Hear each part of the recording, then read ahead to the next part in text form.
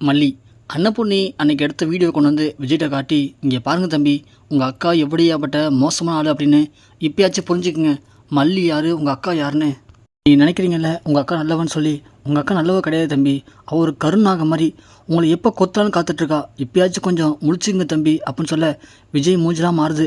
ராஜி ஒன்று ஏற்கனவே பிளான் பண்ண மாதிரி, ரஞ்சி பாத்தியா ரஞ்சி, அன்னைக்கு அவங்க 2 பேரும் வந்து என்னென்ன பேசுனாங்க. ஏன் நீ தான் கூட இருந்தியே சொல்லு ரஞ்சி. ஆமாம் மாமா, அன்றைக்கி வந்து இவங்க 2 பேரும் எல்லாத்துக்காரன் நீங்கள் 2 பேரும் தான் அப்படின்னு சொல்லி எங்கள்கிட்ட சண்டை போட்டாங்க. ஒரு கட்டத்துக்கு மேலே ராஜிமாவில் அதை பொறுத்துக்க முடியல. என் தம்பியை போய் நானே இப்படி கஷ்டப்படுத்துவேனா அப்படின்னு கோவத்தில், ஆமாண்டி சொத்துக்காக நான் தாண்டி இப்படி பண்ணுறேன், இப்போ என்னடி உங்களுக்குலாம் பிரச்சனை அப்படிங்கிற மாதிரி ராஜிமா கோவப்பட்டு பேசினாங்க. அதை போய் இந்த மல்லி பாருங்களேன் எவ்வளோ பிளான் பண்ணி வீடு எடுத்திருக்கான்னு சொல்லிட்டு, சே இவ இவ்வளோ மோசமாக இருப்பான்னு சத்தியமாக எதிர்பார்க்கல அப்படின்னு சொல்லும்போது ராஜீவனே, போதும் ரஞ்சி, இந்த அசிங்கம் தாங்கிட்டு நான் அந்த வீட்டில் இருக்கணுமா? இதுக்கு தான் ஆரம்பத்திலே சொன்னேன் நான் இல்லை, நான் கிளம்புறேன்னு சொல்லி. விஜய் தான் புரிஞ்சுக்கல.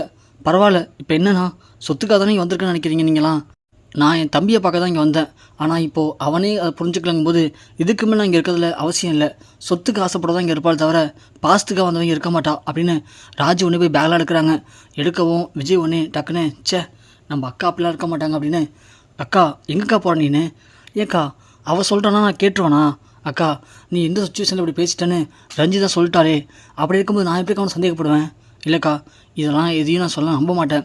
இவங்க என்ன அந்த கடவுள்னு சொன்னாலும் என் அக்காவை பற்றி எனக்கு தெரியும். இங்கே பாருங்கள், தேவையில்லாமல் என் அக்கா மேலே பழி போட்டு பிரச்சனை கொண்டு போனாதீங்க, ஒழுங்கு இங்கேருந்து கிளம்பிடுங்க அப்படின்னு சொல்ல உடனே மல்லி, இதுக்கு மேலே நம்ம இங்கே நிற்க வேணாம் தெரியுமா, வாங்க போகலாம் அப்படின்னு அழைச்சிட்டு வெளியே வந்துடுறாங்க. அன்னப்படி உடனே, என்ன பிள்ளை நம்ம இவ்வளோ போய் ஆதாரத்தை காட்டுறோம், விஜய் தம்பி அதை போய் பொய்ன்னு சொல்லி நம்புகிறாரு, என்ன பிள்ளை இப்படி இருக்கா தம்பி? விடுங்க பிரியுமா, அவருக்கு இப்போது பாசம் கண்ணை மறைச்சிருக்கு, அதனால் நாம் என்ன சொன்னாலும் அவர் கண்டுக்க மாட்டார், விட்டுருங்க, நடக்கிறது நடக்கட்டும், அவரெல்லாம் பட்டாதான் திருந்துவார் அப்படின்னு மல்லி சொல்கிறாங்க. 2 பேரும் பேசிட்டு போயிட்டு இருக்கும்போது கரெக்டாக அந்த 2 பேருக்கும் ஆப்போசிட்டில் ஒரு கார் வந்து அவங்கள்ட்ட நிற்கிது.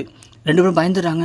அன்னப்பொழுவனே, யாரா அது, நாங்களே பெரிய பிரச்சனையில் இருக்கோம், கண்ணு முடியாமல் காரை கொண்டாந்து மேலே விட பார்க்குறது அப்படின்னு கத்துறாங்க. பார்த்தா கதை வந்துட்டு வெளியே வர்றது நம்ம அரவிந்தை பார்த்ததும் அன்னப்பொண்ணி, அட அரவிந்த் தம்பியா, ஏன் தம்பி நீங்கள் வேறு, நாங்களே பயங்கர கடுப்பில் இருக்கோம், இதில் நீங்கள் வேறு, ஏன் என்னாச்சு, ஏன் 2 பேரும் மூஞ்சிலாம் ஒரு மாதிரி இருக்குது? மல்லி என்னாச்சுங்க, ஏன் உங்கள் மூஞ்சி ரொம்ப சோர்ந்து போயிருக்கு, என்னாச்சு பையமா அப்படின்னு கேட்க உடனே அன்னப்பொண்ணி நடந்தாது சொல்கிறாங்க. அதை கேட்கவும் அரவிந்த் ரொம்ப ஷாக்காக வராரு. என்ன சொல்கிறீங்க, இவ்வளோ நடந்து போச்சா? அடப்பாவீங்களா, 10 நாள் ஊரில் இல்லை, அதுக்குள்ளே இவ்வளோ பிரச்சனையா? இப்போது என்னென்னாச்சு லாஸ்ட்டா? மல்லி கோச்சிட்டு அங்கே வந்துட்டா, இதுக்கு மேலே அங்கே இருக்க முடியாது தம்பி. அவர் அவங்க அக்கா சொல்கிறத நம்புறாரு தவிர மல்லி சொல்கிறத ஒரு செகண்ட் கூட காத்து கொடுத்து கேட்க மாட்டாரு. அவருக்கு இன்னும் ஸ்ட்ராங்கான ஆதாரம் வேணும். அப்படியா, நீங்கள் தலை கட்டு போட்டிருக்கீங்க அப்படின்னு கேட்கும்போது இங்கே அன்னப்படி சொல்கிறாங்க, இது மாதிரி இந்த ராஜு தான் கார் ஓட்டி எதை ட்ரை பண்ணால் திரும்பவும் அந்த ஃபோனை எடுத்து வரும்போது கோர்ட்டுக்கு வரப்போ மேனேஜரை வச்சு அவள் தான் அடிச்சிருக்கா, அடித்து பென்ட்ரைவ் போயிட்டு போயிட்டா, ஒரு வழியாக ஃபோன் கிடச்சிது அப்படின்னு சொல்ல, அப்படின்னா அந்த குணசேகரன் இப்போது ராஜேஸ்வரி பக்கம் இருக்கார் அப்படி தானே? ஆமாம் தம்பி, நாம ஏன் அவரை பிடிக்கக்கூடாது? என்ன தம்பி சொல்கிறீங்க? ஆமாம், இப்போது அவர் தானே ராஜ் பக்கம் இருக்காரு, அவரை போய் நம்ம பிடிச்சி இது மாதிரி நீ உண்மையை சொல்லு அப்படின்னு அவர் மூலிமா உண்மையை சொல்ல வச்சா கண்டிப்பாக விஜய் சார் நம்புவார்ல அப்படின்னு சொல்லவும், ஆமாம் தம்பி நம்ப வாய்ப்பு இருக்குது. மல்லி ஒன்று அதெல்லாம் ஒன்று வேணாங்க, அவர் யார் ஒன்று சொன்னாலும் நம்புகிற மனநிலையில் இல்லை. அவரை பொறுத்த வரைக்கும் அவங்க அக்கா தான் எல்லாமே நினைக்கிறாரு, அதனால் நாம் எது சொன்னாலும் அவர் கேட்க மாட்டார், வேணா விட்டுருங்க. அரவிந்த் ஒன்னே, என்ன மல்லி இப்படி பேசுகிறீங்க? இங்கே பாருங்கள், உலகத்தை நியதி என்ன தெரியுமா, நல்லவங்கள கடவுள் அதிகமாக சோதிப்பார், ஆனால் கைவிட மாட்டாருங்க. நீங்கள் வேணால் பாருங்கள், இந்த முறை கண்டிப்பாக விஜய் நம்புவார், நீங்கள் எனக்காக இந்த ஒரு முறை மட்டும் உதவி பண்ணுங்கள், வாங்க போகலாம் அப்படின்னு நேராக அந்த அன்னப்பண்ணி கோர்ட்டில் அடிபட்டு விழுந்தப்போ ஒரு சிசிடிவி பார்த்தாங்களே அதை போய் பார்க்குறாங்க. பார்த்துட்டு அரவிந்த் அந்த வீடியோ எடுத்துக்கிட்டு இந்த குணசேகரை போய் பார்க்குறாங்க. இங்கே பாருங்கள், நீங்கள் ராஜேஸ்வரி சொல்லி தான் அன்றைக்கி இவங்களை அடித்து போட்டு பென் ட்ரைவ் எடுத்து போயிருக்கீங்க, அதெல்லாம் எங்களுக்கு தெரிஞ்சு போச்சு. அப்புறம் விஜயை சிக்க வச்சு போலீஸுக்கு கொண்டு போனது, நாவல் கூட எரிஞ்சு போனது, எல்லாத்துக்கும் உங்களுக்கு சம்மந்தம் இருக்குது அப்படிங்கிறது எங்களுக்கு தெரியும். ஆனால் இதெல்லாம் எதுக்காக பண்ணீங்க, ஏன் பண்ணீங்க அப்படின்னு நீங்களாக உண்மை ஒத்துக்கிட்டவங்க நல்லது, இல்லை அப்படின்னா உங்களுக்கு தேவை பிரச்சனை வரும்.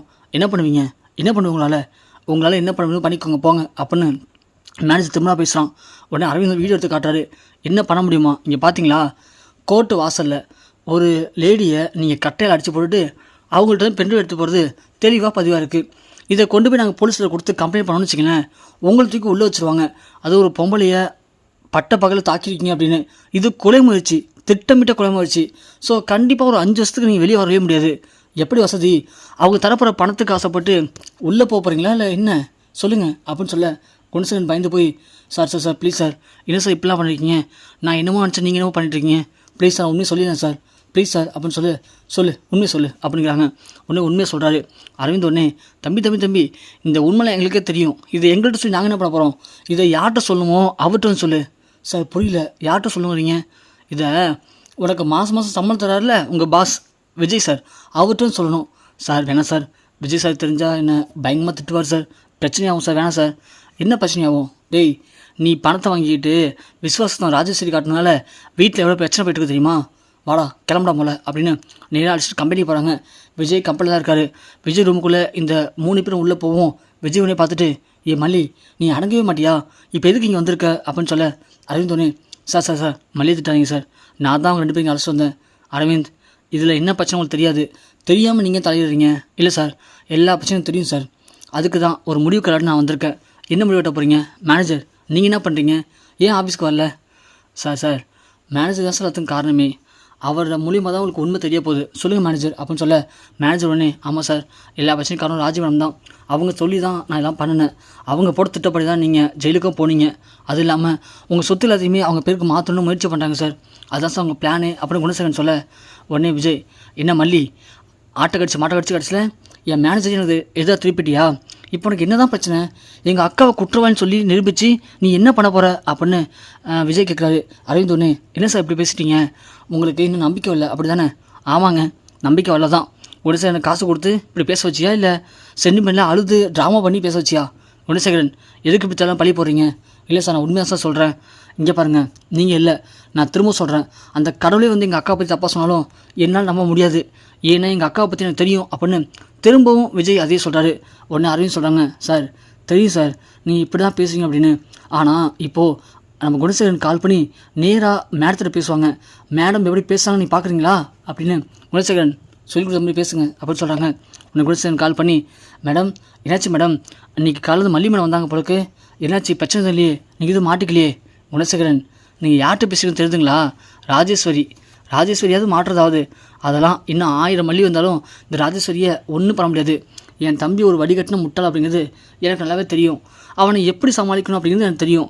எங்கே அடித்தா அவன் எங்கே மயங்குவான்னு எனக்கு தெரியும். அதெல்லாம் ஈஸியாக சமாளிச்சிட்டேன் குணசேகரன், ஒரு பிரச்சனையும் இல்லை. குணசேகரன், நானே உங்களுக்கு கால் பண்ண நினச்சேன், பிரச்சனை வந்து கிரிட்டிக்கலாக போயிட்டே இருக்குது. விஜய்க்கு என் மேலே சந்தேகம் வரத்துக்குள்ளே எப்படியாவது நம்ம அவன்கிட்ட கையெழுத்து வாங்க வச்சோன்னா அந்த பத்திரத்தை வச்சு அவனுடைய பிஸ்னஸ்ஸு சொத்து எல்லாத்தையுமே ஒன்று விடாமல் என் பேருக்கு மாற்றத்துக்கான ஏற்பாடு நீங்கள் சீக்கிரமே பண்ணுங்கள். அப்போ தான் நம்ம போட்டு திட்டம் நடக்கும். ஏன்னா மல்லி இப்போ வெளியே போயிட்டா, ஆனால் போகும்போது சும்மா இல்லாமல் அந்த ஆதாரத்தை கட்டிட்டு போயிருக்கா. விஜய் நம்பலை, இருந்தாலும் நம்பிட்டானா பிரச்சனை ஆகிடும். அதனால் இனி நம்ம தாமதிக்கிற ஒவ்வொரு செகண்டும் நமக்கு தான் ஆபத்து. புரியுதுங்களா? நீங்கள் கொஞ்சம் சேஃப்டியாக இருந்துட்டு அந்த பத்திரத்தை வச்சு விஜய் சுத்தத்தையும் பேரில் மாற்றத்துக்கான ஏற்பாடு பண்ணுங்க குணசேகரன் அப்படின்னு சொல்லிட்டு ஃபோனை வைக்கிறாங்க. அரவிந்த் போதுமா சார், இப்போ என்ன சொல்ல வரீங்க? இதுவும் பொய்யும் சொல்கிறீங்களா? அவர் யார் நம்மளை பேசுகிறான்னு பார்த்தீங்களா? உங்கள் அக்கா ராஜேஸ்வரி தான் பேசியிருக்காரு. சொல்லுங்கள் சார் அப்படின்னு கேட்க நம்ம விஜய் எதுவும் பேச முடியாமல் அப்படியே உடஞ்சி போய் நிற்கிறாரு. என்ன சார் பேசுங்க சார். இல்லை அரவிந்த், நான் தப்பு பண்ணிட்டேன், என்னை மன்னிச்சிரு மல்லி. நான் எங்கள் அக்கா மேலே அவ்வளோ நம்பிக்கை வச்சுருந்தேன். கண்டிப்பாக எங்கள் அக்கா எனக்கு துரோகம் பண்ண மாட்டா அப்படின்னு முழுசாக நம்புனேன். ஆனால் எங்கள் அக்காவே எனக்கு எம்பிட்டு போய் துரோகத்தை போனான்னு சொல்லி சத்தியமாக எதிர்பார்க்கல. என்னை மன்னிச்சிரு மல்லி, நான் எங்கே போய் தப்பு பண்ணிட்டேன். இதுக்கு மேலே அவளை விட்டு வச்சானா நான் மனுஷனே கிடையாது அப்படின்னு மல்லிகிட்ட மனசார மன்னிப்பு கேட்ட விஜய் நேராக கிளம்பி வீட்டுக்கு போகிறாரு. வீட்டுக்கு போயிட்டு ராஜியை கூப்பிட்டு பயங்கரமாக கண்டுபிடி திட்டுறாரு. உனக்கு அவ்வளோதான் மரியாதை சொல்லிட்டேன், என்னை நடிச்சு எவ்வளோ ஏமாத்திருக்க, ஒன்றை போய் நம்பின பாரு. உன்னை நம்பிக்கிட்டு என் மல்லியை சந்தேகப்பட்டேன், அவளை வீட்டை விட்டு வெளியே அனுப்பினேன். ஆனால் நீ நல்ல மாதிரி வேஷம் போட்டு எனக்கு இவ்வளோ பேர் துரோகத்தை பண்ணியிருக்கே. சி, நீ ஒரு அக்காவா? நீ ஒரு பொம்பளையா? ஒரு பொம்பளை இப்படி பண்ண மாட்டா, நீ மனுஷே கிடையாது அப்படின்னு கண்ணப்பன் திட்டுறாரு விஜய். திட்டுறது மட்டும் இல்லாமல் ராஜேஸ்வரியோட பேக்ரவுண்ட் வெளியே போட்டுட்டு இதுக்கு மேலே உனக்கு இந்த வீட்டில் இடம் இல்லை, ஒழுங்கு மரியாதை போயிடு அப்படின்னு ராஜேஸ்வரியை வீட்டை விட்டு கழுத்தை பிடிச்சி வெளியே தள்ளுறாரு விஜய்.